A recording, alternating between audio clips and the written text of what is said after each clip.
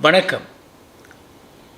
திருமணமாகி உறவு கொள்ள இயலாத நிலை, அந்த அன்கன்சுமேட்டட் மேரேஜ் தம்பதிகளுக்கு எந்த மாதிரியான சிகிச்சை தேவைப்படும் அப்படின்னு கேட்டிருக்காங்க. முதல்ல தம்பதிகள் மருத்துவரை அணுகும்போது அவங்களுக்கான ப்ராப்பர் ஹிஸ்ட்ரியெல்லாம் எடுப்பாங்க. எத்தனை முறை முயற்சி பண்ணாங்க, என்ன வேறு ஏதாவது பிரச்சனைகள் இருக்கா செக் பண்ணணும். ஆண்களை ஆண் மருத்துவர் செக் பண்ணுவாங்க, விந்து பைகள் நல்லா இருக்கா எல்லாம். பெண்களுக்கு பெண் மருத்துவர் கண்டிப்பாக செக் பண்ணணும். ஏன்னா ஒரு 5% பெண்களுக்கு பெண் உறுப்பு ரொம்ப இறுக்கமாக இருக்கும், ஒரு சுவர் மாதிரி இருக்கும், அன்யூஷுவலாக ரொம்ப டைட்னஸ் இருக்கும், வெஜைனிஸ்மஸ் அப்படின்னு அதுக்கு பேர்.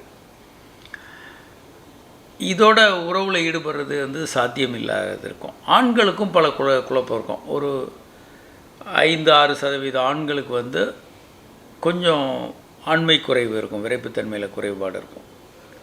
அதுக்கு பல காரணங்கள், ஒன்று மன ரீதியான காரணங்கள், சில பேருக்கு உடல் ரீதியான பிரச்சனைகள் இருக்கலாம். டெஸ்ட்டுகள் எடுத்தோன்னா தெரியும்.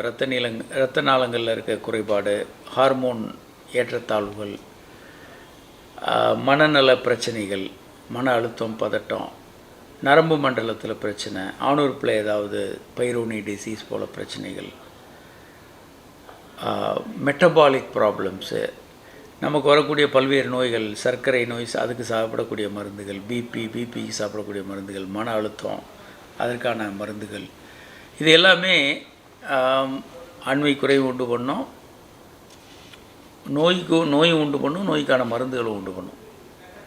இவர்கள் மருத்துவரை அணுகி எல்லாத்தையும் செக் பண்ணிவிட்டு இதற்கான பயிற்சிகள், செக்ஸ் தெரப்பின்னு இருக்குது, நிறைய வகையான தெரப்பீஸ் இருக்குது. இவங்களுக்கு பிரச்சனைகளுக்கு ஏற்ப அதுக்கான தெரப்பி கொடுத்தோன்னா ஒரு வாரம் 10 நாள்லே இது முழுமையாக சரியாயிடும். அடுத்தடுத்து கருத்தரித்தல் அடுத்த லெவலுக்கு அவங்க போயிடுவாங்க.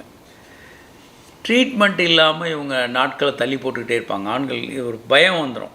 இது எதனாலன்னு அவங்களுக்கு புரிதல் இல்லாதனால, ஒரு பயம் இருக்கிறதுனால ஆண்கள் இதை தள்ளி போட்டுக்கிட்டே வருவாங்க, டாக்டரையும் பார்க்க மாட்டாங்க.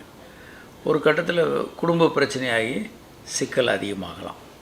இதை முற்றிலும் சரி செய்ய இயலும். அதான் நம்ம தெரிஞ்சிக்க வேண்டிய விஷயம். வணக்கம்.